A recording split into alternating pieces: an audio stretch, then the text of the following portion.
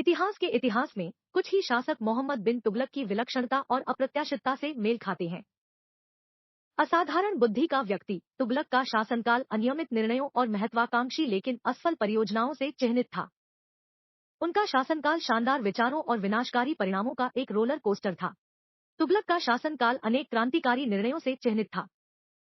उन्होंने महत्वाकांक्षी रूप से राजधानी को दिल्ली से दलिताबाद स्थानांतरित किया, साहसपूर्वक सांकेतिक मुद्रा की शुरुआत की और साहसपूर्वक हिमालय के लिए एक सैन्य अभियान शुरू किया।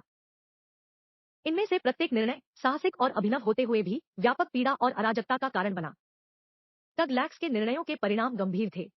विद्रोह भड़क उठा, जिससे उसके शासन की नींव हिल गई। उसकी बर्फीली उंगलियों के पीछे एक आर्थिक संकट आया, समृद्धि का गला घोटना। एक बार शक्तिशाली सुल्तान की शक्ति कम हो गई, बारिश लगातार ज्वार के खिलाफ रेत के महल की तरह ढह रही है। तब में नियम का अभाव था, एक बार भव्य महत्वाकांक्षा से चिन्हित शानदार विफलता में समाप्त हुआ। इतिहास, जैसा कि वे कहते हैं, एक महान शिक्षक है। यह हमें सिखाता है कि सावधानी पूर्वक योजना बनाना, लोगों के कल्याण पर विचार करना और बदलती परिस्थितियों के प्रति अनुकूलनशीलता सफल नेतृत्व की कुंजी है।